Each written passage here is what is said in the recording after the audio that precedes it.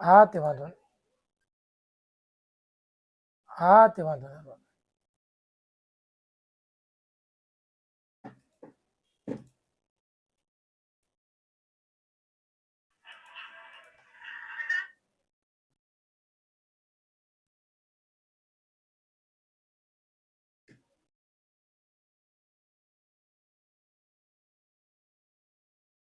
નમસ્કાર વિદ્યાર્થી મિત્રો, કેમ છો? મજામાં? આપ સર્વ વિદ્યાર્થી મિત્રોનું ગુજરાતનું સૌથી મોટું ઓનલાઈન શિક્ષણ પ્લેટફોર્મ વિદ્યાકુલમાં આપનું હાર્દિક હાર્દિક હાર્દિક હાર્દિક હાર્દિક હાર્દિક હાર્દિક સ્વાગત છે. સ્વાગત છે. સ્વાગત છે. કેમ છો મારા નાના નાના બાળ મિત્રો? એકદમ મજામાં છો? આઈએમપી 2025 માં હાર્દિક હાર્દિક સ્વાગત છે. ચલો, મારો વોઇસ તમને બધાને એકદમ મસ્ત મજાનો, એકદમ જોરદાર, એકદમ ક્લિયર આવે છે? એકવાર જણાવી દો. બીજું, મારું તમને લોકોને ફેસ એકવાર દેખાય છે? એકવાર ફટાફટ જણાવી દો. એટલે આપણે છે જબરદસ્ત લેક્ચરની શરૂઆત કરી દઈએ. IMP batch 2025. કઈ બેચ? IMP batch 2025. આમ તો આજે જોવા જઈએ તો પાર્સલનો લેક્ચર હતો, પણ પાર્સલ બિચારા બીમાર પડી ગયા છે. એટલે એને મને રિક્વેસ્ટ કરી કે ભાઈ સર પ્લીઝ તમે મારો લેક્ચર લઈ લેશો, હું બીમાર પડી ગયો છું ને. એટલે બીમાર નથી, એટલે એમ તો કામ કરી શકે છે, પણ એમાં એનો અવાજ બેસી ગયો છે. ઉપર જતા પાછું એનું ઓલું 7 ડે ક્રેશ કોર્સના લેક્ચરો પણ આવે યુટ્યુબ ની અંદર, એટલે બહુ થોડુંક ભેગું થઈ ગયું છે. પાછી એકમ કસોટી પણ છે. એટલે પાર્સર કે મને જો વચ્ચે કલાકનું બ્રેક આપી દે તો મારા ગળાને આરામ મળી જાય, તો હું વ્યવસ્થિત 7 ડે ક્રેશ કોર્સના લેક્ચર લઈ શકું. તો મેં નક્કી કર્યું ભાઈ ચઈ વાંધો નહીં સર, તમે નવરા નથી, હું નવરો છું, તો હું આઈએમપી બેચમાં ખેંચી લઉં. આમે મારી આઈએમપી બેચમાં જરૂર જ છે, બરોબર. અને આવતીકાલે પણ આપણા પાછા 2 લેક્ચરો છે. સવારના પોરમાં નાતાલની રજાની અંદર સવારના પોરની અંદર છે એ 7:30 વાગે એક લેક્ચર રાખ્યો છે, અને પછી એક 10:30 રાખ્યો છે, બરોબર. હવે તમે કહેતા સર અમારા સ્કૂલમાં રજા નથી, અમારે તો સ્કૂલ ચાલુ છે. તો જે વિદ્યાર્થીઓને સ્કૂલ ચાલુ હોય રેકોર્ડિંગ લેક્ચર જોઈ લેવા, બરોબર. અને જે લોકોને સ્કૂલ નથી ચાલુ, જે લોકો રેગ્યુલર રજા છે, એ લોકોએ સવારના પોરમાં આવી જવાનું 7:30 વાગે, બરોબર. ચાલો, તો મિત્રો આમ તો બધાને રજા જ આવતી છે, કંઈક મેજોરિટી રજા જ આવતી હોય, પણ કોઈક એવી સ્કૂલ હોય વળી મારા જેવી કે ચાલુ રાખે કે ભાઈ રાખીએ, બરોબર. ચાલો, તો મિત્રો આજની શરૂઆત કરી દેવી છે સરસ મજાનો જે આપણો લેક્ચર છે એની. અને આજનો જે આપણો લેક્ચર છે તમને બધાને ખબર છે કે શું ભણીએ છીએ આપણે? તો કે ભાઈ આઈએમપી બેચ ની અંદર આપણું પર્યાવરણ, એના વિશે આપણે આજના લેક્ચરમાં ચર્ચા કરવાના છીએ. અને જે આપણું એક જ મિનિટમાં આવું છું, એક જ મિનિટની અંદર આવું છું, મને માફ કરી દેજો. બાળકોને પ્રોત્સાહિત કરે છે. યસ, પોઝિટિવ આન્સર હંમેશા બાળકોને. ઓકે મિત્રો, આવી ચૂક્યો છું, હું આવી ગયો છું તમારી સમક્ષ. હિરેન નસીદભાઈ તમારી સમક્ષ આવી ગયા છે, અને એ હિરેન નસીદભાઈ છે તમને ભણાવવા માટે એકદમ ધારદાર, એકદમ જોરદાર, એકદમ ખતરનાક. હિરેનભાઈ ઇન ધ હાઉસ બેબી. ચાલો, તો મિત્રો હું તમારી સમક્ષ ત્યારે સરસ મજાનું છે એ લેક્ચર લઈને આવી ગયો છું, અને એ લેક્ચરમાં આજે આપણે ચેપ્ટર નંબર 13 છે શીખવાના છીએ. અને ચેપ્ટર નંબર જે 13 છે જેનું નામ છે આપણું પર્યાવરણ, એનું આપણે આજના લેક્ચરમાં ફૂલ રિવિઝન કરવાના છીએ. રિવિઝન કમ ક્રેશ કોર્સ આઈએમપી બેચ એટલે. અને જે આઈએમપી સવાલો છે એ પણ તમને કહેતો જઈશ. એક છોકરાની મને બહુ સરસ મજાનો મેસેજ આવ્યો વોટ્સએપમાં કે સર એકચ્યુઅલીમાં આઈએમપી બેચ છે શું? રિવિઝન બેચ છે કે આઈએમપી છે? બરોબર. તો મિત્રો એકચ્યુઅલીમાં આઈએમપી બેચ રિવિઝન બેચ જ છે, કારણ કે નામ જ છે રિવિઝન કમ ક્રેશ કોર્સ. એટલે ક્રેશ કોર્સ શું હોય? થોડાક દિવસોની અંદર, ક્રેશ કોર્સનો મતલબ જ એવો થાય કે થોડાક દિવસોની અંદર આપણે આખો સિલેબસ છે એનું રિવિઝન કરવું, બરોબર. બીજું આનું નામ તો પછી તમે એમ કહેશો સર આનું નામ આઈએમપી બેચ શું કામ પાડ્યું? તો પછી રિવિઝન બેચ નામ ન પડે. આઈએમપી બેચ નામ પાડવાની પાછળનું કારણ એવું છે કે અમે ખાલી રિવિઝન જ કરાવવાના. અમે તમને લોકોને આઈએમપી ક્વેશ્ચનો પણ કહેતા જઈએ છીએ કે આ સવાલ ઇમ્પોર્ટન્ટ છે, પરીક્ષાની અંદર પૂછાઈ શકે છે, આ ટોપિક ઇમ્પોર્ટન્ટ છે, પરીક્ષાની અંદર પૂછાઈ શકે છે, એટલા માટે આનું નામ આપણે આઈએમપી બેચ પાડ્યું છે. બીજું, તમને લોકોને હેન્ડ રિટન નોટ સ્વરૂપે પણ તમને લોકોને આઈએમપી સવાલો મળતા છે, બરોબર. તમે ટોપર બેચમાં હતા, તમે માસ્ટર બેચમાં, તમને લોકોને ક્લાસ નોટ ડીપીપી મળતું હતું, પણ અત્યારે તમને લોકોને આઈએમપી સવાલો પણ મળે છે. દર ચેપ્ટર પૂરું થાય અને ચેપ્ટર 12-13 સવાલો, મોસ્ટ આઈએમપી સવાલો પણ તમને એક્ઝેક્ટ મળે છે. તો એટલા માટે આનું નામ આઈએમપી બેચ છે, બાકી છે તો રિવિઝન જ.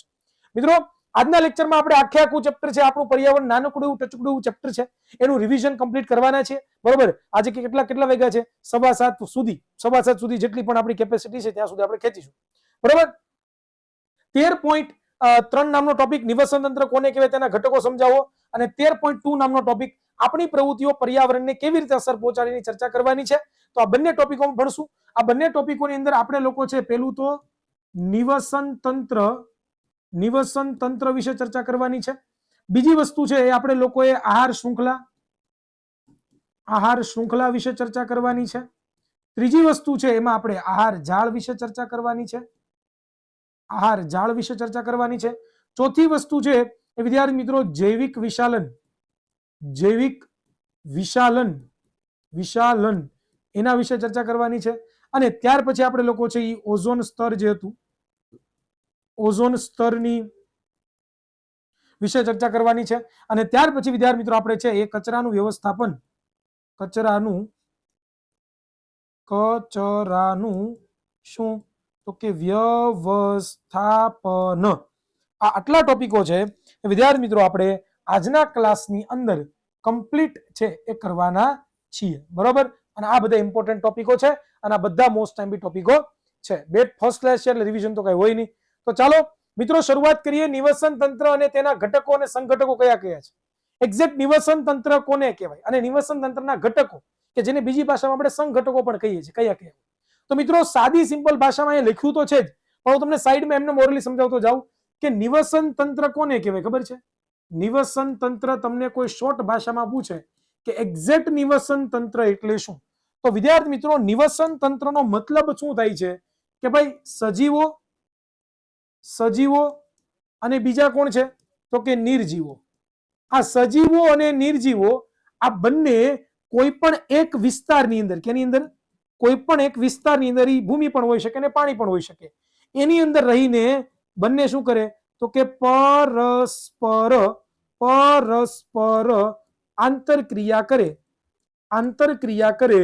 બરોબર. તો આ જે વસ્તુ તમને જોવા મળે એ વસ્તુને આપણે શું કહેતા હોઈએ છીએ તો કે વસ્તુને આપણે વિદ્યાર્થી મિત્રો નિવસન તંત્ર કહેતા હોઈએ છીએ. સાદી સિમ્પલ ભાષામાં નિવસન તંત્ર એટલે શું તો કે પૃથ્વી પર રહેલા જેટલા પણ સજીવોમાં કોનો સમાવેશ થાય તો વનસ્પતિઓ છે, પ્રાણીઓ છે, સૂક્ષ્મજીવો છે, માનવો છે નો સમાવેશ થાય. અને નિર્જીવો તો નિર્જીવોમાં કોનો સમાવેશ થાય તો કે ભૌતિક પરિબળો એટલે તાપમાન છે, વરસાદ છે, હવા છે, ભૂમિ છે, ખનિજો છે, આ બધાનો. આ બંને વસ્તુઓ કોઈ પણ એક વિસ્તારની અંદર હોય અને સજીવો છે નિર્જીવ વસ્તુ પર આધાર રાખતા હોય અને નિર્જીવ વસ્તુઓ છે સજીવ ઉપર આધાર રાખતા હોય. તો આવી રીતે જે બનતું એક સરસ મજાનું છે એ વિદ્યાર્થી મિત્રો સંયોજન છે, સંયુક્ત રીતે છે એ રચાતો જે ભાગ છે એને આપણે શું કહીએ છીએ નિવસન તંત્ર કહેતા હોઈએ છીએ. તો નિવસન તંત્ર કાંઈ નથી પણ શું છે સાદું સિમ્પલ સજીવો અને નિર્જીવો કોઈ પણ વિસ્તારની અંદર એકદમ વ્યવસ્થિત રીતે પરસ્પર આંતરક્રિયા કરે એને નિવસન તંત્ર કહેવાય. આવું આપણે ભણી ગયા. બીજી વાત કરીએ તો નિવસન તંત્ર હોય ને એ વિદ્યાર્થી મિત્રો એમાં બે ઘટકો હોય. કેટલા ઘટકો હોય? બે ઘટકો. એક તો જૈવિક ઘટકો અને બીજા કેવા હોય છે? અજૈવિક ઘટકો. એક જૈવિક અને બીજું અજૈવિક. તો જૈવિકનો મતલબ શું થાય તો કે નિવસન તંત્રમાં રહેતા જેટલા પણ સજીવો છે આ બધા સજીવોને શું કહેવાય? જૈવિક ઘટકો. અને નિવસન તંત્રમાં જેટલી પણ નિર્જીવ વસ્તુ છે આ નિર્જીવ વસ્તુને શું કહેવાય તો કે અજૈવિક ઘટકો કહેવાય. આ નિર્જીવ વસ્તુની વાત કરીએ તો સ્પેસિફિકલી એમાં ભૌતિક પરિબળોનો સમાવેશ થાય. જેમ કે પૃથ્વી ઉપર તાપમાન છે, વરસાદ છે, હવા છે, ભૂમિ છે, ખનિજ પદાર્થો છે, આ બધા તત્વો છે એક પ્રકારના અજૈવિક ઘટકો આપણે એને કહેતા હોઈએ છીએ. આગળ વાત કરી વિદ્યાર્થી મિત્રો તો નિવસન તંત્રના એકચ્યુઅલીમાં બે પ્રકાર છે. કેટલા પ્રકાર છે નિવસન તંત્રના? એકચ્યુઅલીમાં બે પ્રકાર છે. એક પ્રકાર છે જેનું નામ છે કુદરતી કે નૈસર્ગિક નિવસન તંત્ર અને બીજું છે જેનું નામ છે માનવ સર્જિત એટલે કે કૃત્રિમ નિવસન તંત્ર. બરોબર. નૈસર્ગિક અને કુદરતી નિવસન તંત્ર કોને કહેવાય કે ભાઈ કુદરત દ્વારા બનાવવામાં આવેલું નિવસન તંત્ર હોય. એવું કોના દ્વારા બનાવવામાં આવેલું દીકરાઓ તો કે કુદરત દ્વારા. કોના દ્વારા? કુદરત દ્વારા બનાવવામાં આવેલું જે નિવસન તંત્ર હોય એને આપણે કુદરતી નિવસન તંત્ર કહીએ. માનવ સર્જિત કોને કહેવાય તો મનુષ્યો દ્વારા બનાવવામાં આવેલ નિવસન તંત્રને શું કહેવાય તો કે માનવ સર્જિત નિવસન તંત્ર કહેવાય. હવે એના ઉદાહરણો જુઓ તો બગીચો કુદરતી નથી બનાવ્યો, બગીચો આપણે બનાવીએ. બરોબર. ત્યાર પછી બગીચો કે ઉદ્યાન બંનેનો મિનિંગ એક જ થાય. બીજું ખેતર અને બીજું માછલી ઘર. તમે માછલી ઘર પણ જોયું હોય. આ બધા કૃત્રિમ છે કે જે આપણે પોતે બનાવ્યા છે. જ્યારે જંગલ છે, તળાવ છે, સરોવર છે, દરિયો છે, બરોબર, એ આપણે બનાવ્યા નથી. એટલા માટે એને આપણે કુદરતી નિવસન તંત્ર કહેતા હોઈએ છીએ. હવે મેં તમને હમણાં જ વાત કરી કે તમને સવાલ પૂછાય મોસ્ટ ટાઈમ બી સવાલ. આ મોસ્ટ ટાઈમ બી સવાલ છે તમારી પરીક્ષા માટે. શું પૂછે પરીક્ષાની અંદર તો કે પરીક્ષાની અંદર તમને લોકોને એવું પૂછે કે ભાઈ નિવસન તંત્ર એટલે શું? શું પૂછે? શું પૂછે? નિવસન તંત્ર એટલે શું? તેના ઘટકો જણાવી વિસ્તૃત સમજાવો. આવી રીતનો સવાલ તમને લોકોને પરીક્ષામાં પૂછવાની સંભાવના કેટલી? અને આ સવાલ તમને લોકોને આસાનીથી છે એ 4 માર્કની અંદર પૂછાઈ જાય. તો ખાસ તમને ખબર હોવી જોઈએ નિવસન તંત્રની વ્યાખ્યા આપણે સમજ્યા. હવે તમને લોકોને ખબર હોવી જોઈએ કે નિવસન તંત્રના 2 ઘટકો છે, જૈવિક ઘટકો અને બીજા કેવા છે? અજૈવિક ઘટકો. તો અજૈવિક ઘટકો કોને કહેવાય? તો તમને બધાને ખબર જ છે કે જેટલા પણ નિર્જીવ ઘટકો છે આ બધાને કેવા કહેવાય? અજૈવિક ઘટકો કહેવામાં આવે છે. અને અજૈવિક ઘટકો તરીકે આપણે ભૌતિક પરિબળો લઈએ છીએ, હમણાં જ આપણે શીખા, જેમાં તાપમાન છે, વનસ્પતિ છે, ભેજ છે, પવન છે, ભૂમિ છે, પ્રકાશ છે, ખનિજ છે, દ્રવ્યો છે, વગેરે બધી વસ્તુનો સમાવેશ કેમાં થાય છે દીકરાઓ? અજૈવિક ઘટકોની અંદર આપણે કરતા હોઈએ છીએ. બરોબર? આગળ વાત કરીએ તો જૈવિક ઘટકો કોને કહેવાય? તો નિવસન તંત્રમાં રહેલા જેટલા પણ સજીવ ઘટકો છે એ બધા સજીવ ઘટકોને શું કહેવાય? જૈવિક ઘટકો કહેવામાં આવે છે. બરોબર? હવે તમે જોવા જાવ તો નિવસન તંત્રમાં પણ સજીવોના ઘણા બધા પાછા પ્રકાર પડે છે. તમે ભણી ગયા પોષણના આધારે, તમે પ્રકાર ભણી ગયા. પોષણના આધારે એટલે કે ખોરાક ગ્રહણ કરવાની પદ્ધતિને આધારે સજીવોના 3 પ્રકાર પડે. એક છે એનું નામ શું છે? ઉત્પાદકો. બીજાનું નામ શું છે? ઉપભોગીઓ. અને ત્રીજાનું નામ શું છે દીકરાઓ? તો કે વિઘટકો. આ 3 ભાગમાં આપણે વિભાજિત કરતા હોઈએ છીએ. બરોબર? એટલે ખાસ તમારે લોકો યાદ રાખવાનું છે. તો પોષણના આધારે તમે જો સજીવોનું વર્ગીકરણ કરો તો ઉત્પાદકો, ઉપભોગીઓ અને વિઘટકો. પહેલા ઉત્પાદકોની આપણે ચર્ચા કરીએ. ઉત્પાદકો કોને કહેવાય? કે જે સજીવો સૂર્યપ્રકાશ અને ક્લોરોફિલની મદદથી પોતે સ્ટાર્ચ અથવા તો શર્કરા જેવા કાર્બનિક દ્રવ્યોનું નિર્માણ કરે. હવે સ્ટાર્ચ અને શર્કરા શું છે? એક પ્રકારનું ગ્લુકોઝ જ છે. શું છે? એક પ્રકારનું ગ્લુકોઝ જ છે. બરોબર? એ પોતે બનાવે પ્રકાશ સંશ્લેષણનો ઉપયોગ કરીને, સૂર્યપ્રકાશનો ઉપયોગ કરીને. ક્લોરોફિલ પોતે ધરાવતા હોય. ક્લોરોફિલ એટલે હરિતકણ પોતે ધરાવતા હોય. બરોબર? એવા સજીવને આપણે શું કહીએ છીએ? ઉત્પાદકો કહીએ છીએ. બરોબર? આની અંદર કોનો સમાવેશ થાય? પ્રકાશ સંશ્લેષણ બેક્ટેરિયાનો સમાવેશ થાય. બધી જ પ્રકારના લીલ છે અને બધી જ લીલી વનસ્પતિઓ છે, આ બધાનો આપણે સમાવેશ કરતા હોઈએ છીએ. ત્યાર પછી ઉપભોગીઓ. તો ઉપભોગીઓ કોને કહેવાય? કે ભાઈ જે સજીવો છે એ પોતે પોતાનો ખોરાક જાતે બનાવી શકતા ન હોય. જેમ કે આપણે કોની ઉપર આધાર રાખીએ? તો કે ઉત્પાદકો ઉપર આધાર રાખીએ ને, વનસ્પતિ ઉપર આધાર રાખીએ. વનસ્પતિ આપણને જે ફળ ફૂલ આપ્યા છે એનો યુઝ આપણે આપણા ખાવાની અંદર કરતા હોઈએ છીએ.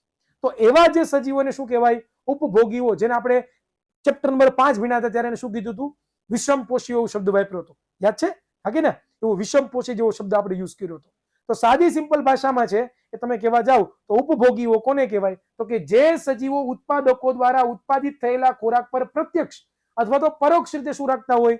આધારિત હોય. તો તેને આપણે શું કહીએ છીએ? ઉપભોગીઓ. અથવા તો બીજું નામ છે એનું શું છે? ઉપભોક્તાઓ છે. ઉદાહરણ તરીકે ક્લોરોફિલ વિહીન અને વિષમપોષી સજીવો. ક્લોરોફિલ વિહીન એટલે કે જે સજીવના કોષની અંદર ક્લોરોફિલ ના હોય, હરિતકણ ના હોય એટલે પોતે પ્રકાશ સંશ્લેષણ કરી શકવાનો નથી અને પ્રકાશ સંશ્લેષણ ના કરી શકે અને એટલા માટે એવા બધા સજીવોને આપણે વિષમપોષી સજીવો પણ કહેતા હોઈએ છીએ. હવે વાત કરીએ તો આ બધા જુઓ, તમે જોઈ રહ્યા છો, આ બધા કેવા છે? ઉત્પાદકો. આ શું? બધા ઉપભોગીઓ છે. અલગ અલગ સજીવો પર પોતે આધાર રાખે છે. તમારા બધા ભાઈઓ છે. બરોબર? સર બધું યાદ રહી ગયું? યસ, યાદ રહે છે ને. આપણે ભણવામાં થોડું ઘટે કાંઈ. બીજું કે આ જે ઉત્પાદકો છે એ ઉત્પાદકોને આપણે 4 ભાગમાં વહેંચીએ. કેટલા ભાગમાં? 4 ભાગમાં વહેંચીએ. એકને તૃણાહારીમાં, માંસાહારીમાં, સર્વાહારીમાં, પરોપજીવીમાં. હવે મારે સમજાવવું પડે કે તૃણાહારી આને કહેવાય, માંસાહારી આને કહેવાય, સર્વાહારી આને કહેવાય, પરોપજીવી આને કહેવાય. સમજાવવું પડે મારે? બિલકુલ સમજાવવું ન પડે. તમને ખબર જ હોય કે શાકાહારી તૃણાહારી કોને કહેવાય? જે શાકાહારી છે તૃણાહારીઓ કહેવાય. સસલું છે, બરોબર, ગાય છે, ભેંસ છે, આ બધા તૃણાહારીઓ છે. હાથી છે. ત્યાર પછી માંસાહારીઓ મારી જેવા, હા, પણ આ માંસાહારી શાકાહારી છે. બરોબર? હા, બરોબર. ત્યાર પછી મિશ્રાહારીઓ જેને આપણે સર્વાહારીઓ પણ કહીએ, કે બે દાબતા હોય, વનસ્પતિને ખાઈને માંસ આવે તો માંસને ઉનાળે, જેમાં કૂતરો છે, આપણી જેવા તુચ્છ મનુષ્યો પણ છે. અને અહીંયા છોકરીઓનો ફેવરિટ વંદુ. બરોબર? હા, વાંદો ભાઈ, જે છોકરીને બહુ ગમતો હોય. ચાલો, છોકરાનો ભાઈબંધ હોય પાછો. ચાલો, એટલે છોકરીઓ છે એની પાસેથી બધી વાંદો છે એ વાત જાણી લે. પછી વાંદો છોકરા પાસે આવે ને કાનમાં એને કહી દે કે ઓ આવું છે. બરોબર? એટલે વંદુ. છોકરીઓ છે એ વાંદાને વંદુ કહે. વંદુ, માય ડિયર વંદુ, ક્યાં ગયો તો તું? ગટરમાં રખડતો તો? બરાબર, હા એવું થાય. તો આ બધા મિશ્રાહારીઓ કહેવાય, અથવા તો એને સર્વાહારીઓ પણ આપણે કહેતા હોઈએ છીએ. અને આ છે પરોપજીવીઓ, અથવા તો પરોપજીવીઓ એટલે એવા સજીવો કે જે કોઈ સજીવને મારે નહીં, પણ એ સજીવનું શું કરે તો કે માર્યા વગર એમાંથી પોષણ મેળવે. બરોબર, આ અમરવેલ છે, નાનું નામ મને નથી આવડતું, ભૂલી ગયો છું, તમે રિસર્ચ કરજો ફોટો, બરોબર, તમને કંઈક મળશે. ચાલો આગળ આપણે વાત કરીએ. હવે આવે વિઘટકો, ત્રીજો પ્રકાર. બરોબર, એ ત્રીજો વિઘટકો કોને કહેવાય કે ભાઈ વિઘટકો એટલે પોતે વિઘટન કરતા હોય. જ્યારે કોઈ પણ પ્રાણી મરી જાય કે કોઈ પણ વસ્તુ છે એ તમે જમીનમાં દાટો તો એ સડી જાય ને, તો એ સડાવે કોણ? તો વિદ્યાર્થી મિત્રો, એ સડાવવાનું કામ છે ને એ આ કેટલાક જીવાણુઓ અને બેક્ટેરિયાઓ કરે, કેટલીક ફૂગ કરે કે જે પોતે મૃત્યુ જેવા અવશેષો, બરોબર, એનું પોતે શું કરે, વિઘટન કરી નાખે. ઇટ મીન્સ કે આપણું જે શરીર હોય, કોઈ પણ પ્રાણીનું જે શરીર હોય એ કેવું હોય, જટિલ કાર્બનિક પદાર્થનું બનેલું હોય, અને એનું એ પોતે સરળ અકાર્બનિક પદાર્થમાં વિઘટન કરતા હોય છે. એટલા માટે આપણે એને શું કહીએ છીએ, વિઘટકો કહેતા હોઈએ છીએ. સો ધીસ ઇઝ ધ સાદું એન્ડ સિમ્પલ. નેક્સ્ટ આપણે આગળ વધીએ. તો જો આ તમે જોઈ રહ્યો છો, આ છે મશરૂમ. મશરૂમ પણ પોતે છે એ શું કરે તો કે સડી ગયેલા મરી ગયેલા પદાર્થ ઉપર આધાર રાખે. બરોબર, તમે જુઓ કોઈ પણ ફળ હોય પોતે આવી રીતે શું થતું જાય, સડતું જાય. તો સડે છે શું કામ? કારણ કે વિઘટકો છે, બેક્ટેરિયાઓ, ફૂગો છે, એ પોતે શું કરે છે, એ ખોરાકનું વિઘટન કરી નાખે છે, અંતે ખોરાક સડી જાય છે. બરોબર, ચાલો હવે આવે છે મોસ્ટ એમપી સવાલ, બોર્ડ પરીક્ષામાં પણ ઇમ્પોર્ટન્ટ એવો સવાલ જેનું નામ છે આહાર શૃંખલા. આ સૌથી વધારે મોસ્ટ આઈએમપી છે ભાઈઓ બહેનો. શું છે? સૌથી વધારે મોસ્ટ આઈએમપી છે. તો જે શું લીધું છે કે ભાઈ સજીવો પોતાના ખોરાકની જરૂરિયાત માટે એકબીજા પર આધારિત હોય છે. આપણને તો બધાને ખબર જ છે કે ભાઈ એક સજીવ છે એ બીજા સજીવ પર ખોરાક માટે આધાર રાખે. આ તો આપણા મગજમાં એકદમ ફિટ થયેલી વાત છે કે કોઈ પણ એક સજીવ હોય એ બીજા સજીવ પર ખોરાક ઉપર આધાર રાખે. બરોબર, આપણે વનસ્પતિ ઉપર આધાર રાખીએ છીએ. બરોબર, જેમ કે હમણાં ઉદાહરણ આપું, જેમ કે તમે જુઓ તો કે ભાઈ આ ઘાસ છે, તો ઘાસને કોણ ખાય છે? તીતી ઘોડો ખાય છે.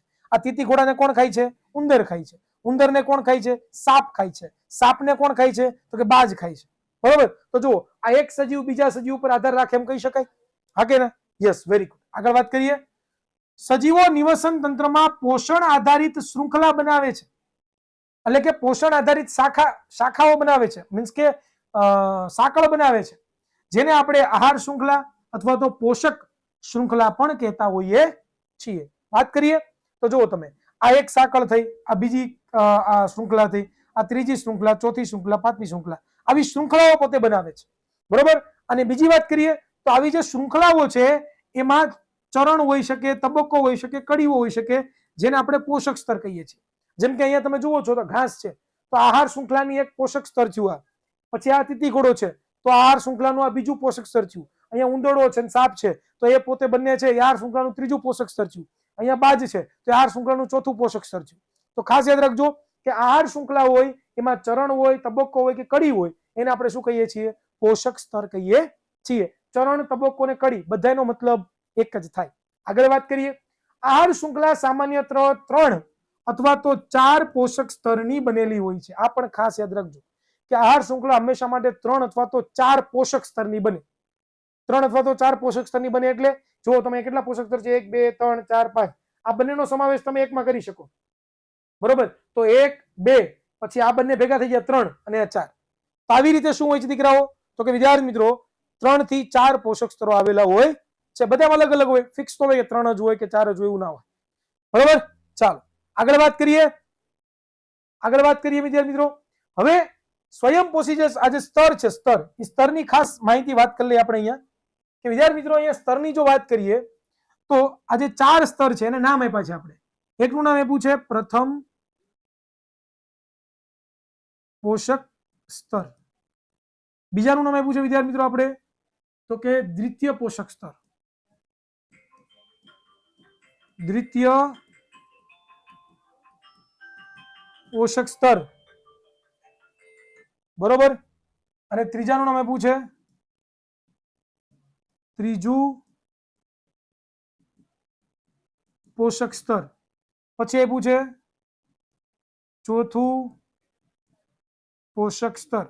આહાર શૃંખલાના જે સ્તરો છે એને આપણે શું નામ આપીએ છીએ? પહેલું, બીજું, ત્રીજું, ચોથું પોષક સ્તર. હવે ખાસ યાદ રાખજો કે પહેલું જે પોષક સ્તર છે, આ પહેલું પોષક સ્તર, એમાં કોનો સમાવેશ થાય? તો કે પહેલા પોષક સ્તરની અંદર વિદ્યાર્થી મિત્રો સ્વયંપોષી જે સજીવો છે, સ્વયંપોષી જે સજીવો છે, આ સજીવોનો આપણે સમાવેશ કરીએ છીએ, એટલે કે જેને આપણે શું કહીએ છીએ તો કે ઉત્પાદકો કહીએ છીએ. ત્યાર પછી બીજા પોષક સ્તરમાં આપણે શાકાહારી જે પ્રાણીઓ છે, કયા પ્રાણીઓ? શાકાહારી પ્રાણીઓ. આ શાકાહારી પ્રાણીઓનો આપણે ઉપયોગ કરીએ છીએ. બરોબર? કોનો ઉપયોગ કરીએ છીએ? હલો, ઓકે બેટા, તમે છે ને તમે મને ફોન ના કરો દીકરા, તમે ફોન કોને કરવાનો? બરોબર, ટેકનિકલ ટીમને ફોન કરો દીકરા, મને ના ખબર હોય. બરોબર,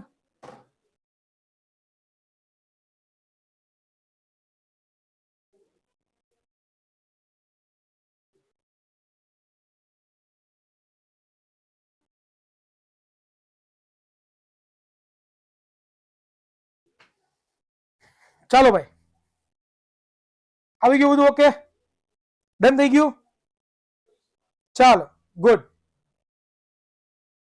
ઓકે, તો અહીંયા ધ્યાન આપજો કે આહાર શૃંખલાના ટોટલ 4 સ્તરો હોય છે.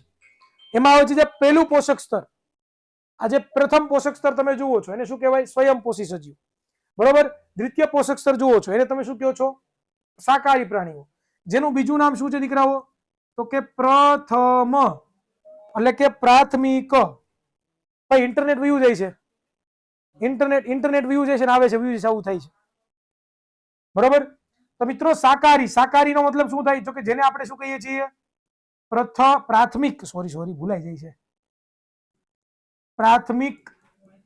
પ્રાથમિક ઉપભોગીઓ.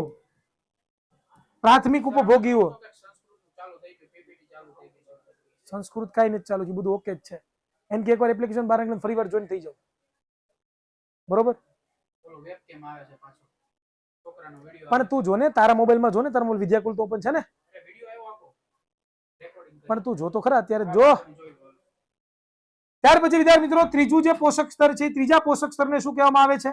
તો કે એની અંદર નાના જે માંસાહારી પ્રાણીઓ છે, એ નાના માંસાહારી પ્રાણીનો આપણે સમાવેશ કરીએ છીએ. અને જેનું આપણે બીજું નામ આપ્યું છે શું? તો કે દ્વિતીય ઉપભોગીઓ. શું કહીએ છીએ આપણે એને? દ્વિતીય ઉપભોગીઓ. અને જે આ ચોથું પોષક સ્તર છે, આજે ચોથું પોષક સ્તર છે, આજે ચોથું પોષક સ્તર છે, જેને આપણે શું કહીએ છીએ દીકરાઓ? તો કે મોટા માંસાહારી પ્રાણીઓનો સમાવેશ થાય, જેને આપણે તૃતીય ઉપભોગીઓ કહેતા હોઈએ છીએ. તો વિદ્યાર્થી મિત્રો ખાસ તમે ધ્યાન આપજો કે આવી રીતે 4 શૃંખલાઓમાં શું થતું હોય છે? તો કે વિભાજન થતું હોય છે. ચાલો, ક્લિયર? તો આવી રીતે આહાર શૃંખલા કોને કહેવાય? તો કે આહાર શૃંખલા કોઈને ના કહેવાય. આહાર શૃંખલાનો ફરીવાર સમજાઈ દઉં, જે વિદ્યાર્થીઓ છે એ બંધ થઈ ગયું હતું, ચાલુ થઈ ગયું, તેમાં આવે ફરીવાર ધ્યાન આપે. ફટાફટ ધ્યાન આપો અહીંયા કે ભાઈ આપણને બધાને ખબર છે કે એક સજીવો બીજા સજીવ પર આધાર રાખે છે ખોરાક માટે, અને નિવસન તંત્રમાં સજીવો શું કરે છે? પોષણ આધારિત શૃંખલા બનાવે છે. અને પોષણ આધારિત જે શૃંખલા બનાવે એને જ આપણે શું કહીએ છીએ? આહાર શૃંખલા અથવા તો પોષક સ્તર કહેતા હોઈએ છીએ. ત્યાર પછી આપણે વાત કરીએ તો આહાર શૃંખલા છે એ 3 કે 4 આહાર શૃંખલાની અંદર આપણને ચરણો જોવા મળે છે, તબક્કાઓ જોવા મળે, કડીઓ જોવા મળે. બધાનો મતલબ એક, જેને આપણે પોષક સ્તર કહીએ છીએ. પોષક સ્તરો છે એ 3 થી 4 પોષક સ્તરો એક આહાર શૃંખલામાં હોય છે. હવે એમાં જે પ્રથમ પોષક સ્તર છે એમાં સ્વયંપોષી એટલે કે ઉત્પાદકોનો સમાવેશ થાય છે. વચમાં ક્યારેક ઇન્ટરનેટ વ્યૂ જાય છે, એટલે આમાં તો કન્ટિન્યુ રહી છે, પણ પ્રોબ્લેમ આમાં આવે છે. જો આ પ્રમાણે, જો આવું અત્યારે જો આવું થઈ ગયું, નીચે તો રેડી જ છે. બરોબર, પણ છોકરાને બ્લેન્ક થઈ જાય છે, એટલે મારે એકને એક વસ્તુ ત્રીજી વાર રિપીટ કરું છું. બરોબર, જરાક ચેક કરો ને. બરોબર, ત્યાર પછી તમે જોઈ રહ્યા છો વિદ્યાર્થી મિત્રો, તો દ્વિતીય પોષક સ્તર છે એમાં આપણે શાકાહારી પ્રાણીનો ઉપયોગ કરીએ છીએ, નાખીએ છીએ, અને જેને આપણે પ્રાથમિક ઉપભોગીઓ કહીએ છીએ. ત્રીજું જે પોષક સ્તર છે જેમાં આપણે નાના માંસાહારીનો સમાવેશ કરીએ છીએ, જેમાં તૃતીય ઉપભોગીઓનો સમાવેશ થાય છે. ચોથું પોષક સ્તર છે જેમાં આપણે મોટા માંસાહારી પ્રાણીનો ઉપયોગ કરીએ છીએ, સમાવેશ કરીએ છીએ, જેને આપણે તૃતીય ઉપભોગીઓ કહેતા હોઈએ છીએ. તો આ પ્રમાણે આહાર શૃંખલા બનતી હોય છે. તમે જોઈ રહ્યા છો કે ફોટો આખો તમને દેખાશે, આ ફોટામાં તમે જુઓ, તમને લોકોને ખ્યાલ આવે. બરોબર, સૌથી નીચે ઉત્પાદકો, એની ઉપર પ્રાથમિક ઉપભોક્તાઓ, એની ઉપર દ્વિતીય ઉપભોગીઓ, એની ઉપર તૃતીય ઉપભોગીઓ. બરોબર, તો ઉત્પાદકો, શાકાહારીઓ, નાના માંસાહારીઓ, મોટા માંસાહારીઓ, આ પ્રમાણે છે એ આખું શું થતું હોય છે? તો કે કાર્યવાહી થતી હોય છે. નેક્સ્ટ વિદ્યાર્થી મિત્રો, આ ટોપિક છે એટલો બધો ઇમ્પોર્ટન્ટ નથી, પણ હું તમને લોકોને ડાયરેક્ટલી આ સમજાવું. આ સમજાવી, આ બધી વસ્તુ વાંચવાની જરૂર નથી, પણ આ તમે સમજી જશો ને તમારું કામ થઈ જશે. શું સમજવાનું છે મિત્રો? કે હંમેશા યાદ રાખવાનું કે જે ઉત્પાદકો છે, ઉત્પાદકોમાં કોનો સમાવેશ થાય? વનસ્પતિઓનો. આ જે વનસ્પતિઓ છે એ પોતે શું કરે? તો કે સૂર્ય ઉર્જામાંથી, ક્યાંથી દીકરાઓ? ક્યાંથી? તો કે સૂર્ય ઉર્જાનું પોતે શું કરે છે? તો કે શોષણ કરે. શું કરે? શોષણ કરે. અને સૂર્ય ઉર્જાનું શોષણ કરીને પોતે સૂર્યની 1% ઉર્જા, કેટલી ટકા ઉર્જા? 1% ઉર્જા છે એનું પોતે શોષણ કરે. બરોબર? ત્યાર પછી વિદ્યાર્થી મિત્રો શું થાય? તો કે આ જે ઉત્પાદકો છે એમાંથી ખોરાક કોણ મેળવે છે? તો કે આ ઉત્પાદકો છે એમાંથી ખોરાક તો છે એ વિદ્યાર્થી મિત્રો શાકાહારી પ્રાણીઓ મેળવે છે. આ કે ના? શાકાહારી પ્રાણીઓ મેળવે છે. બરોબર? આ શાકાહારી પ્રાણીઓમાં આમાં રહેલી જે ઉર્જા છે એની ઓનલી ફોર કેટલા ટકા? તો કે 10% જ ઉર્જા છે એ ક્યાંથી? ઉત્પાદકોમાંથી શાકાહારી પ્રાણીઓમાં જતી હોય છે. બરોબર? પછી જે શાકાહારી પ્રાણીઓ છે એમાંથી કોણ સમાવેશ થાય? તો કે એની અંદર મોટા માંસાહારી પ્રાણીઓ આવે. હાગે ના? સોરી, નાના માંસાહારી પ્રાણીઓ આવે ને. નાના માંસાહારી પ્રાણીઓ, જેમાં આની જે 10% છે એની 10% આમાંથી મળે. પછી કોણ આવે દીકરાઓ? તો કે પછી છે એ પાછા મોટા માંસાહારી પ્રાણીઓ આવે. મોટા માંસાહારી પ્રાણીઓ આવે. આમાં જે રહેલી ઉર્જા છે એની 10% છે કેમાં આવે દીકરાઓ? તો કે આની અંદર આવે. તો તમે જુઓ આખો ફ્લો ચાર્ટ કે ધીમે ધીમે જુઓ ઉર્જા ઘટતી જાય છે. જેમ તમે નીચે જાઓ છો, જેમ તમે વિદ્યાર્થી મિત્રો નીચે જાઓ છો, બરોબર, જેમ તમે નીચે જાઓ છો, યસ, પણ ટેકનિકલ ટીમને કહો ને, મને ટેકનિકલ ટીમને કે બરોબર, જેમ તમે નીચે જોતા જાવ છો, જેમ તમે નીચે જતા જાવ છો એમ એમ ઉર્જાનો ઘટાડો થતો જાય. જેમ તમે નીચે જતા જાવ એમ ઉર્જાનો શું થતો જાય? ઘટાડો થતો જાય. જો ઉદાહરણ આપ્યું તમને લોકો, બરોબર, કે ભાઈ એક પેઢીમાંથી બીજી પેઢીમાં, એક પેઢીમાંથી બીજી પેઢીમાં જ્યારે ઉર્જા જાય છે ત્યારે કઈ રીતનું થાય તમે જુઓ. જેમ કે માની લો કે સૌર ઉર્જા છે એમાં કેટલી? એકમ, દશક, 100, 1000, 10,000, લાખ, 10 લાખ જેટલી ઉર્જા છે. એ 10 લાખ ઉર્જા છે એમાંથી ઓનલી ફોર 1%, 10 લાખ ને 1% કરો એટલે તમને 10,000 મળે. એ 10,000 છે એટલી ઉર્જા જ ખાલી કોણ કરે? તો કે ઉત્પાદકો પોતે મેળવે. હવે આના પાછા 10% કરો, 10,000 10% કરો તો 10% ના 10,000 કરો તો 1000 થાય. બરોબર? ભાઈંગા તમારે કરી દેવાના તો એટલે એક મીંડી જાય તો 1000 વધે. તો એ શાકાહારીમાં છે. આના 10% કરો તો 100 થાય. એ નાના માંસાહારીમાં જાય. આના 10% કરો તો આમાં જાય, તો મોટા માંસાહારીમાં જાય. તો મોટા માંસાહારી પાસે બહુ જ ઓછી ઉર્જા પ્રાપ્ત થાય. તો આ પ્રમાણે છે એ ઉર્જાનું વહન સૂર્યમાંથી, ઉત્પાદકોમાંથી, શાકાહારીમાંથી, નાના માંસાહારી, મોટા માંસાહારીઓમાં ક્રમિક રીતે આપણને જોવા મળતું હોય છે. નેક્સ્ટ હવે વિદ્યાર્થી મિત્રો આપણે આગળ વધીએ. હવે આવે છે આહાર જાળ. શું આવે છે દીકરાઓ? શું આવે છે? તો કે આહાર જાળ. આ શું છે? આહાર જાળ. આહાર જાળ કોને કહેવાય? તો એ આહાર જાળ 4 શૃંખલા જ છે, પણ હમણાં તમને સમજાઈ જશે કે ભાઈ સજીવો તેમની ખોરાક એટલે કે આહારની જરૂરિયાત માટે એકબીજા પર આધારિત છે અને આહાર શૃંખલા બનાવે. આપણને તો ખબર પડી ગઈ કે ભાઈ એક સજીવ છે એ બીજા સજીવ ઉપર શું કરે છે? તો કે આહારનો આધાર રાખે છે અને આહાર ઉપર આધાર રાખીને પોતે પોતાનું શું કરે છે? આહાર શૃંખલાની રચના કરે છે. પણ એ ધ્યાન આપજો કે વિવિધ નિવસન તંત્રો પૈકી દરેક નિવસન તંત્ર આગવી આહાર શૃંખલા ધરાવે. કે ભાઈ ઘણા બધા અલગ અલગ પ્રકારના નિવસન તંત્રો છે અને એ અલગ અલગ નિવસન તંત્રોની અંદર અલગ અલગ પાછી આહાર શૃંખલાઓ પણ હોય. તો બધા પોતપોતાની રીતે બેસ્ટ જ આહાર શૃંખલા ધરાવતી હોય છે. પણ એ ધ્યાન આપજો કે કુદરતમાં પ્રાણીઓના આહાર સંબંધો સીધી શૃંખલા સ્વરૂપે સમજાવી શકાતા નથી. વિવિધ આહાર શૃંખલાઓની લંબાઈ તેમજ જટિલતામાં ખૂબ જ ભિન્નતા હોય છે. આ મુદ્દો ઇમ્પોર્ટન્ટ છે, સમજવા જેવો છે કે ભાઈ કોઈ એવું ના હોય કે ભાઈ હું છે એ ખાલી આ સજીવને જ ખાવ, બીજા કોઈ સજીવને ના ખાવ. હું ખાલી આ એક જ સજીવ ખાવ, બીજા કોઈ સજીવને ના અડું. હું ખાલી એક જ સજીવને લઉં, બીજા કોઈ સજીવને ના અડું. એવું ના હોય. હંમેશા યાદ રાખવાનું વિદ્યાર્થી મિત્રો કે એક જે સજીવ હોય, બરોબર, એ 2 કે તેથી વધુ સજીવોનો ખોરાક તરીકે ઉપયોગ કરતો હોય. અને જ્યારે 2 કે તેથી વધુ ખોરાક તરીકેનો ઉપયોગ કરતો હોય વિદ્યાર્થી મિત્રો, તો એક સીધી સાદી આહાર શૃંખલા ન રચાય. એક વિવિધ આહાર શૃંખલાઓની લંબાઈ અને જટિલતામાં ખૂબ જ ભિન્નતા જોવા મળે. જેમ કે આવી રીતની તમે જુઓ, આવી રીતની કે ભાઈ એક વનસ્પતિ છે ને કોઈ પણ 3 સજીવો ખાય, જો દેખાય છે. હવે ઉંદરડાની વાત કરીએ, ઉંદરડાને પાછા સાપે ખાય, બાજી ખાય ને શિયાળે ખાય, સમજાય છે. આ દેડકો છે, દેડકાને તમે જુઓ તો આ એક સજીવ ખાઈ શકે, બીજું સાપે ખાય. તો વિદ્યાર્થી મિત્રો અહીંયા તમે જુઓ તો સામાન્ય રીતે પ્રત્યેક સજીવ છે એ 2 અથવા તો વધારે પ્રકારના સજીવોનો આહાર તરીકે ઉપયોગ કરે અને અનેક પ્રકારના સજીવોનો છે એ આહાર બનાવે. આથી એક સીધી આહાર શૃંખલાને સ્થાને સજીવો વચ્ચેના આહાર સંબંધો શાખાયુક્ત હોય છે. શાખાઓ હોય, જુઓ તમે આવી શાખાઓ, આવું જાળું બની ગયું આખું સજીવોનું આહાર શૃંખલાનું. તો આવી જે જાળું છે, આ જાળીરૂપ રચના છે, એને આપણે શું કહીએ છીએ? આહાર જાળ. વિદ્યાર્થી મિત્રો સાદી સિમ્પલ ભાષાની અંદર આપણે કહેતા હોઈએ છીએ. તો ધીસ ઇઝ ધ આહાર જાળ. બરોબર, આ બધા ફોટા છે જે જાતે તમારે જોવાના છે. હવે આવે છે જૈવિક વિશાલન. શું આવે છે? જૈવિક વિશાલન. તો ચાલો જૈવિક વિશાલન આપણે જોઈએ. ભાઈ બરોબર આવે છે ને ભાઈ? એકદમ ડન ને? જૈવિક વિશાલન જોઈએ તો જૈવિક વિશાલન શું છે? તો એના માટે તમારે સમજવું હોય, તમારે સમજવું પડે કે સજીવો તેમની આહાર એટલે કે ખોરાકની જરૂરિયાત માટે એકબીજા પર આધારિત રહી આહાર શૃંખલાની રચના કરે. આપણને બધાને ખબર છે એક સજીવ છે એ બીજા સજીવ પર ખોરાકની આધાર રાખતો હોય છે. આગળ વાત કરીએ. આ આહાર શૃંખલા દ્વારા ઉર્જા અને પોષક સ્તરો ક્રમશઃ ઉપલા પોષક સ્તરમાં વહન પામે છે. એ તો ખબર જ છે કે ભાઈ એક પોષક સ્તરનો સજીવમાંથી ઉર્જા મેળવે, બીજો ઉત્પન્ન કરે, એટલે કે ઉત્પાદકોમાંથી શાકાહારી પ્રાણીઓ ઉર્જા મેળવે, શાકાહારીઓમાંથી માંસાહારી સજીવ ઉર્જા મેળવે, માંસાહારીઓમાંથી મોટા માંસાહારી પ્રાણીઓ ઉર્જા મેળવે. તો આવી રીતનો એક ફ્લો છે તમને લોકોને જોવા મળે છે. આગળ વાત કરીએ.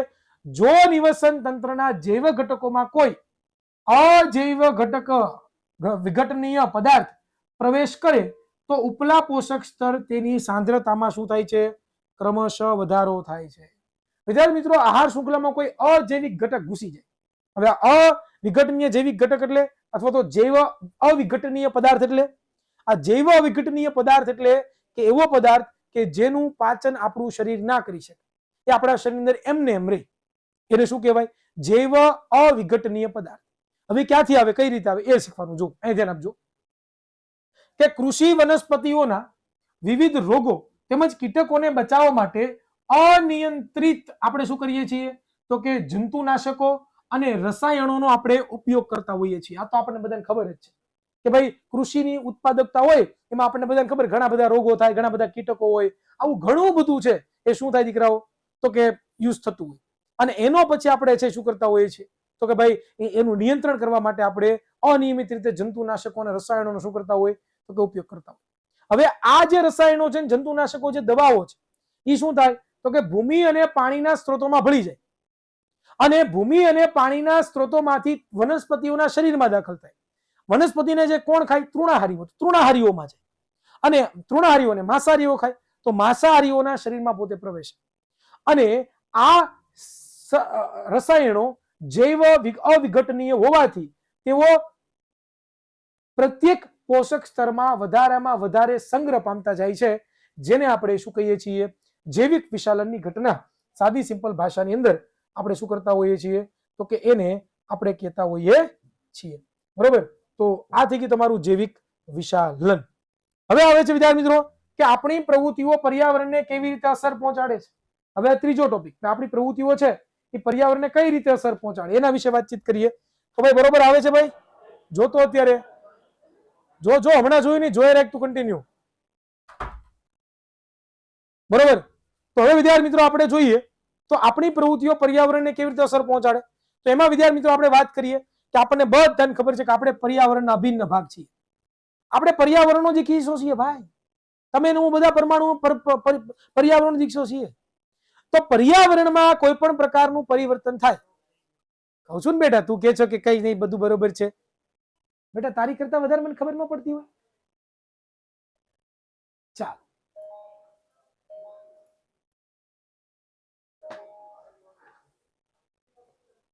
ચાલો, તો અહીંયા ધ્યાન આપજો. આ ટોપિક આપણે શીખીએ છીએ કે ભાઈ આપણી પ્રવૃત્તિઓ પર્યાવરણને કઈ રીતે અસર પહોંચાડે છે. એ ટોપિકની આપણે શરૂઆત કરીએ છીએ. બરોબર, આની પહેલાના કોઈને જો આવ્યું ના હોય, સ્ટોપ થઈ ગયો હોય લેક્ચર, તો વિદ્યાર્થીઓ ખાસ ધ્યાન આપવાનું છે. મેં ભણાવી દીધું છે, રેકોર્ડિંગ લેક્ચરમાં તમને નહીં ચોટે. તો તમે જ્યારે નવરા પડો ત્યારે એ જે ટોપિક તમારા બાકી રહી ગયા છે એ તમે રેકોર્ડિંગ લેક્ચરમાં જોઈ લેજો. બરોબર, અથવા તો બહુ વધારે પ્રોબ્લેમ હોય તો અત્યારે તમે તમારે છૂટી લઈ લો. બરોબર, હું આ ટોપિક ફટાફટ પૂરો કરી દઉં પછી તમે લોકો રેકોર્ડિંગ ફોર્મેટમાં તમે જોઈ લેજો, તમને એમાં નહીં ચોટે, એમાં બિલકુલ પ્રોબ્લેમ નહીં આવે. બરોબર, એમાં હું જે અત્યારે સિસ્ટમમાં જે રેકોર્ડિંગ થતો હોય ને લેક્ચર, એ લેક્ચર મૂકી દઈશ. બરોબર, એટલે બિલકુલ ગભરાવાની જરૂરિયાત નથી. अपन बैठा है तुम्हारे लिए, तुम क्यों टेंशन लेता है भाई. ચાલો, તો અત્યારે આ ટોપિક ઉપર ફોકસ કરો બધા વિદ્યાર્થીઓ. ચાલો ફટાફટ.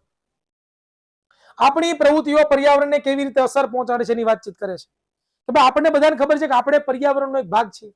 બરોબર, અને પર્યાવરણમાં જો કઈ પણ પ્રકારનો ફેરફાર થાય તો આપણને તરત જ શું થાય? નુકસાન થાય.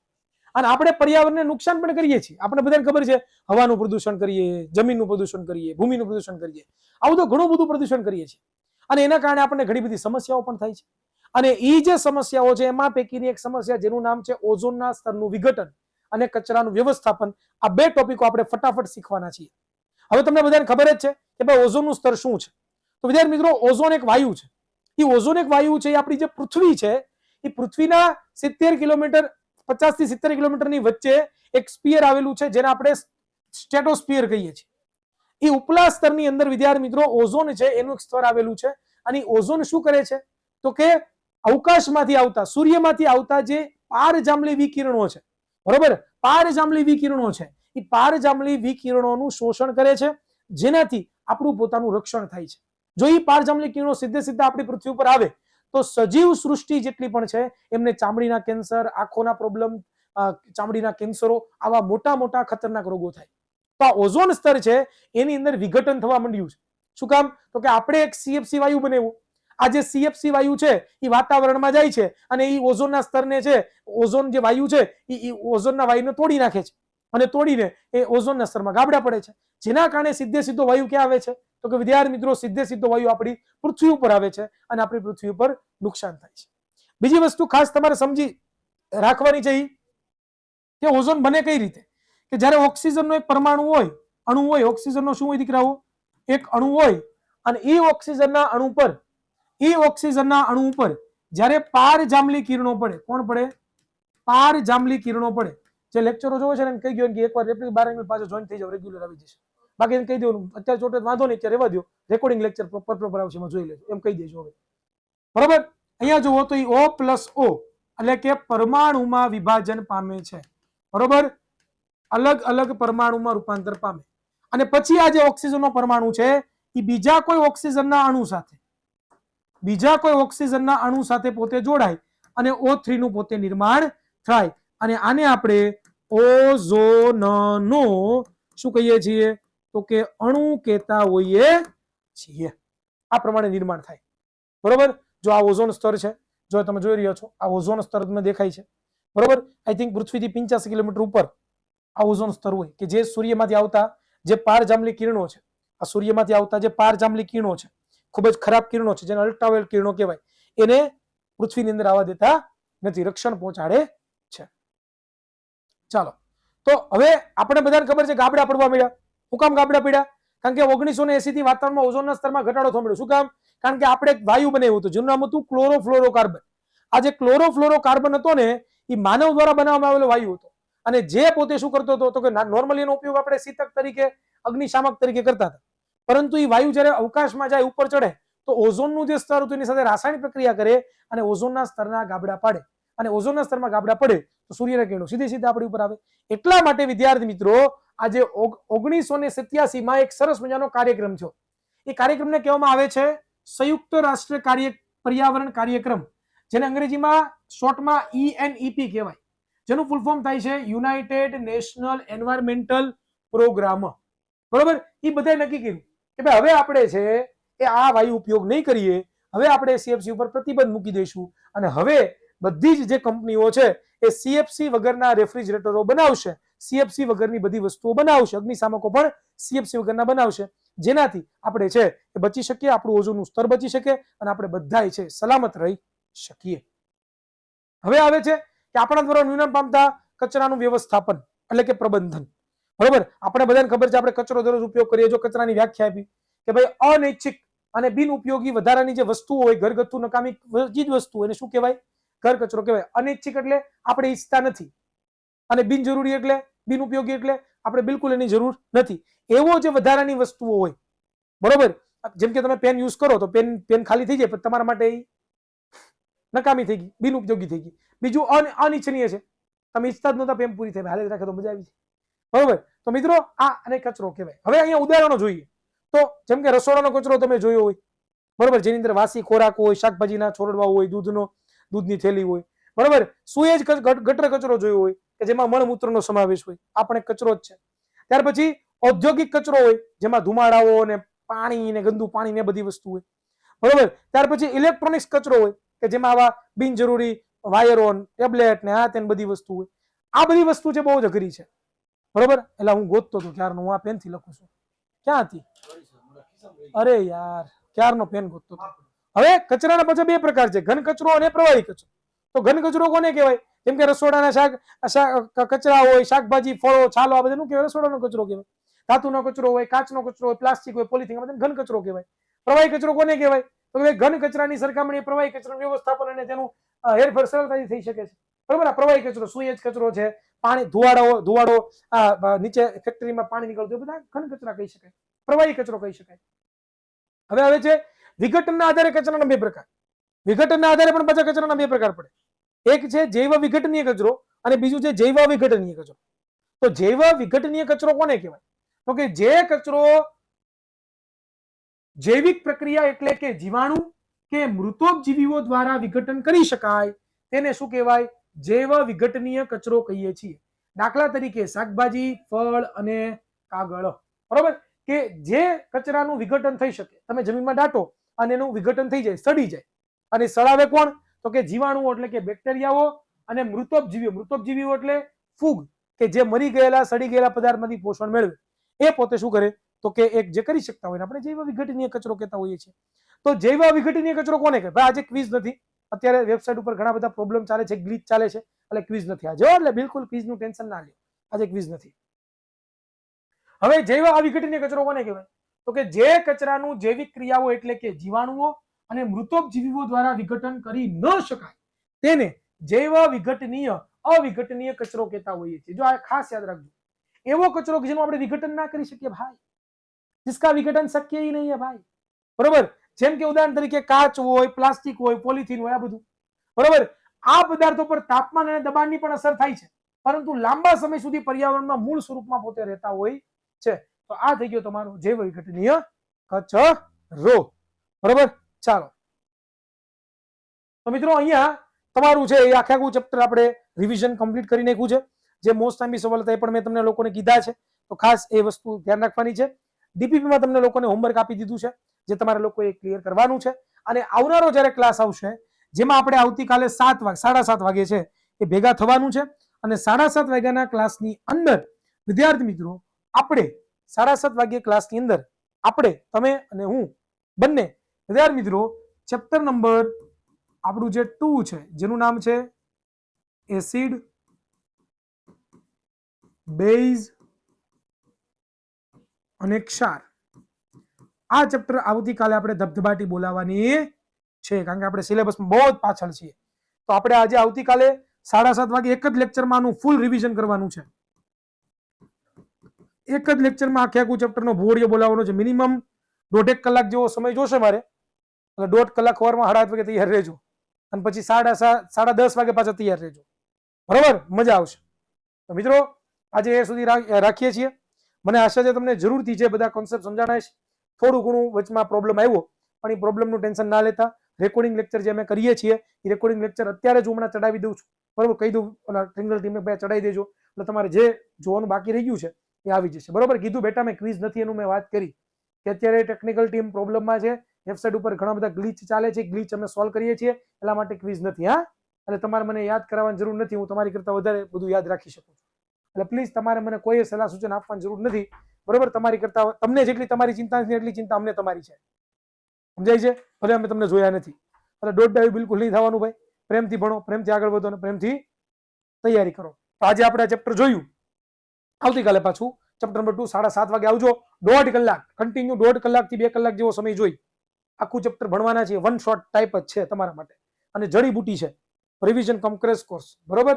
અને આવતીકાલે પણ તમારા માટે પાછું 10 વાગે 10:30 પણ એક લેક્ચર છે, એટલે ઘણું બધું આપણે શીખવાનું છે. પણ તમારે લોકોએ હાજર રહેવાનું છે, આળસ નિંદ્રાનો ત્યાગ કરવાનો છે, તો જ તમને લોકોને મજા આવશે, તો જ તમે લોકો શીખી શકશો, તો જ તમને લોકોને બધી વસ્તુની ખબર પડશે. આજે સુધી રાખીએ. મળીશું કોઈ નવા લેક્ચરમાં. ત્યાં સુધી રજા આપશો. જય હિન્દ, જય ભારત, ભારત માતા કી જય.